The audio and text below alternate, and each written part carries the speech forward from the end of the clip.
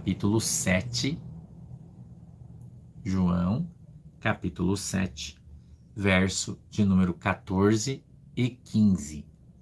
Vamos lá? Vamos lá?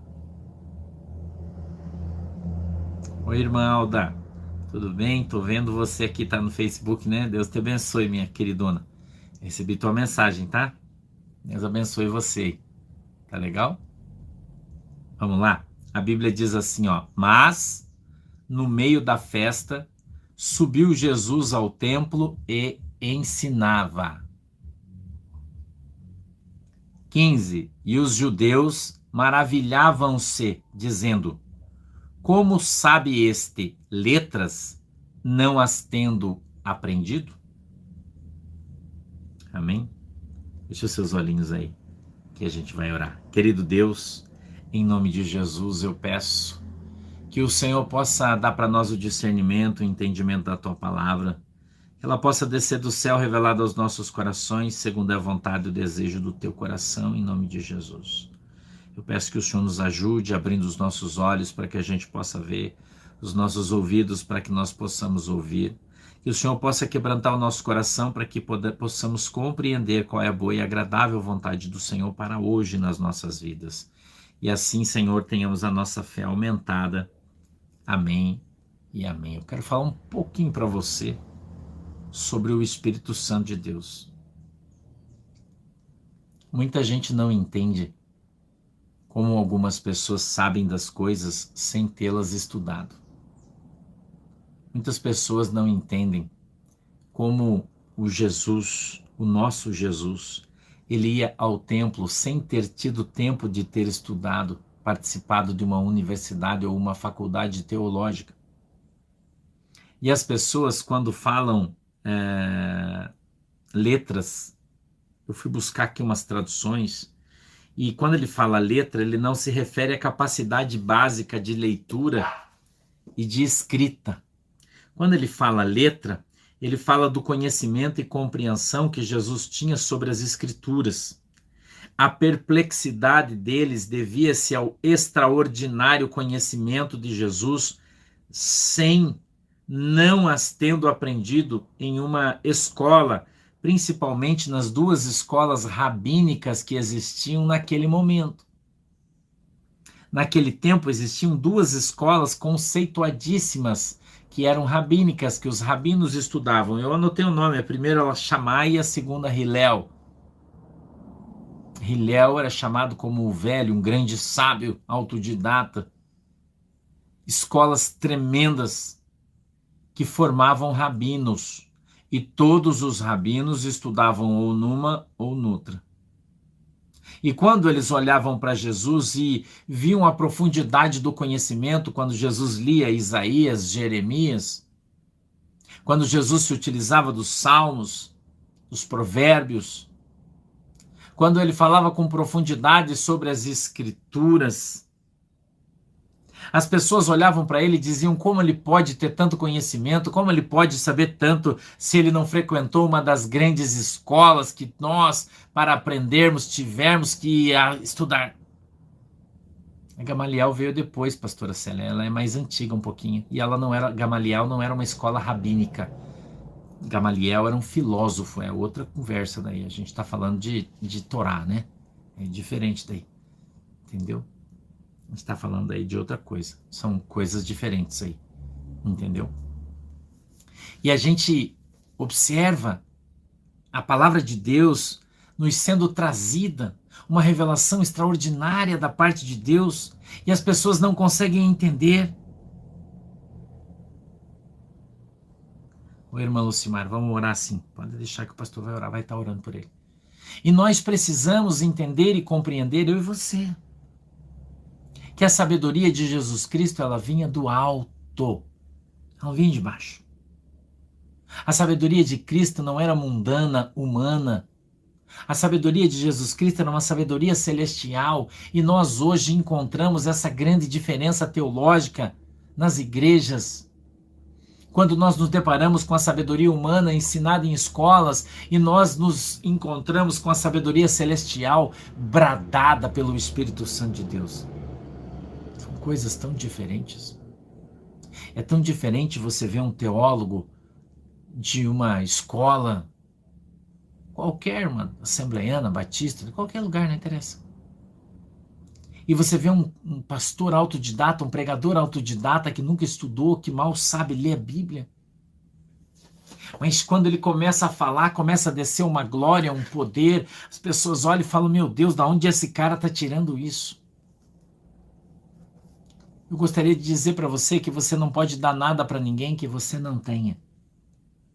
Em Atos, no capítulo 3, Pedro disse isso, eu não tenho prata, eu não tenho ouro, mas o que eu tenho, isso eu te dou. Escute, você não pode dar nada para ninguém que você não tem.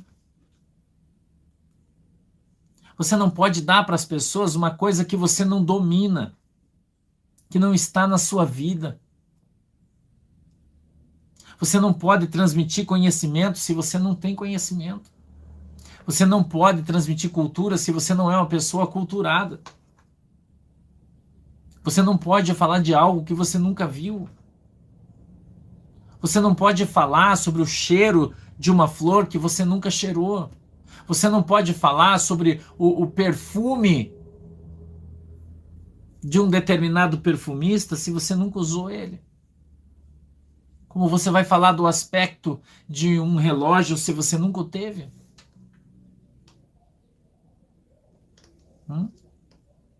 Eu conheci pessoas que não sabiam ler, mas eles liam a Bíblia. Eles não sabiam interpretar um texto, mas quando eles liam um texto bíblico, eles pregavam por mais de 1 hora incessantemente, bradando de uma maneira extraordinária e poderosa, que é um exemplo, Pedro, a Bíblia diz no livro de Atos que ele era indouto, que ele era inculto, e as pessoas quando olhavam Pedro pregando diziam, certamente não é ele que está falando, senão o Espírito do Deus a quem ele prega, porque ele é indouto, ele é inculto, ele não tem doutrina, ele não tem cultura, ele não sabe falar, ele é um analfabeto, porém quando ele prega com poder, ele prega com autoridade, ele usa as palavras de maneira correta, ele monta as frases de maneira correta, ele traz o entendimento de uma maneira linda e extraordinária, porque não é ele que fala, mas é quem está nele é que está falando.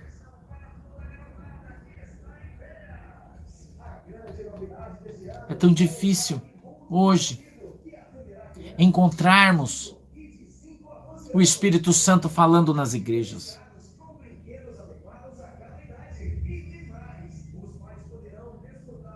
Não é? É tão difícil nós irmos a um culto e ouvir o Espírito Santo falando e não a pessoa. Entendeu? É tão difícil, irmão. Você ouvir um pastor falar e não ouvir ele falar do seu próprio conhecimento, da sua escola, citando seus professores. Eu estudei com Gamaliel, Gamaliel era o cara, Gamaliel me ensinou isso, Gamaliel me ensinou aquilo, isso é comum, todo mundo, em todo lugar tem. Agora, quando você entra numa igreja e o irmão está ali chorando, rendido aos pés de Cristo, dizendo, Deus, tem misericórdia de mim, porque eu não sei nada, mas o Senhor sabe tudo, e se tu não colocar palavras na minha boca, o que eu vou falar? Jesus me ensinou e ensinou você, ele disse que a nossa boca fala daquilo que o nosso coração está cheio. Se o teu coração estiver cheio de Jesus, você só vai falar de Jesus.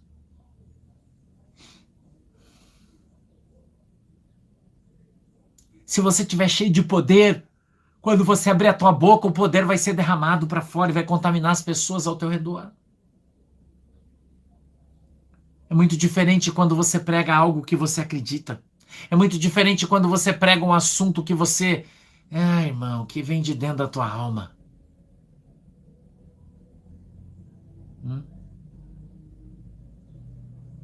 É muito diferente.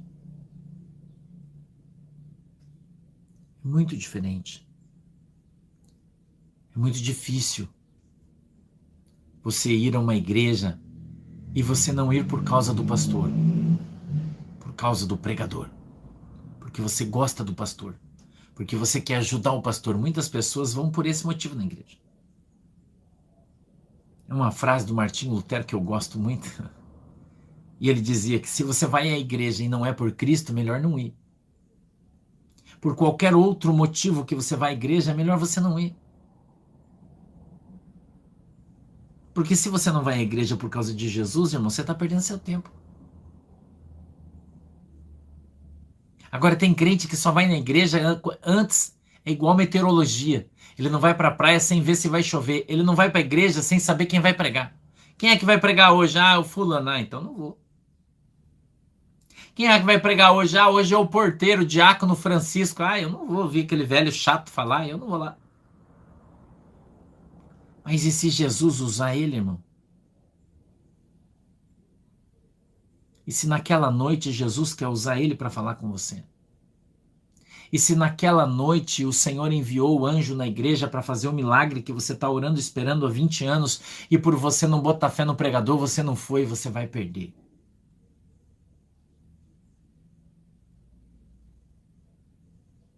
Você vai perder. Eu sei que existem pregadores e pregadores, eu sei disso. Eu sei disso.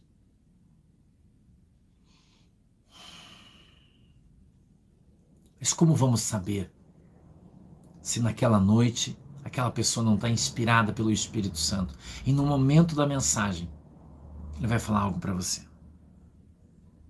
Se não formos, não saberemos.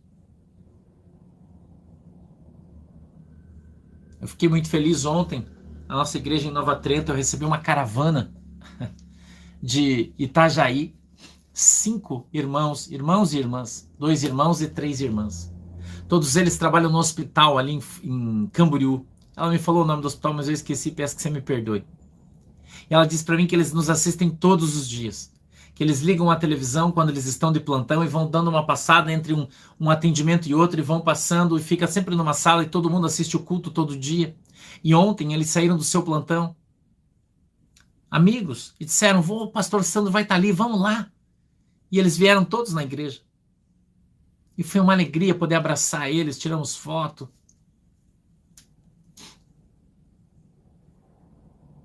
Um foi passando para o outro, um para o outro, um para o outro. Eles disseram, a gente não perde nenhum dia, pastor. Estamos evangelizando as pessoas lá no hospital, estamos falando de Jesus. Nós abordamos as pessoas e dissemos, olha, assiste esse pastor aqui, entra no YouTube.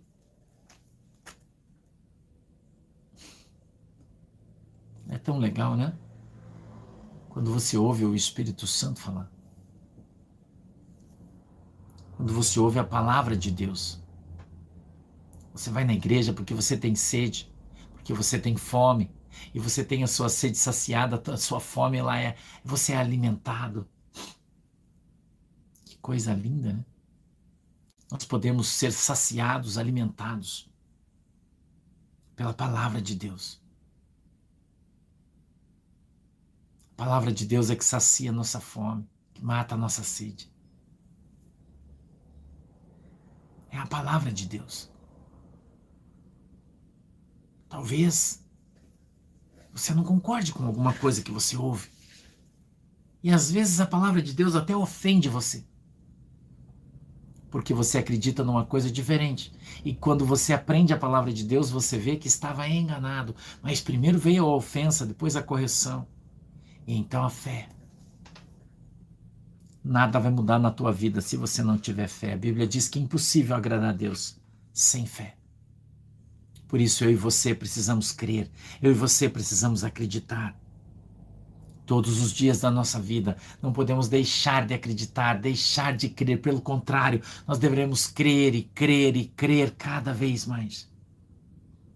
Que o Senhor Jesus, Ele está vivo.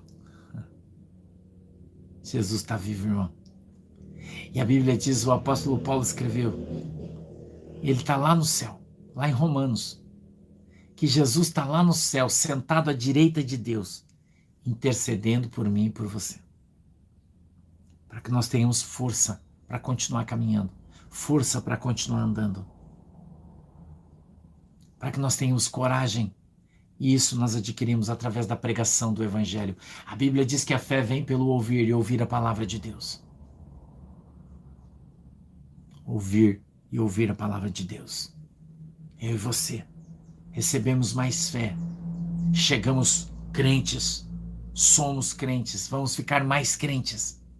Quando, pastor, isso vai acontecer? Quando nós ouvirmos a palavra de Deus.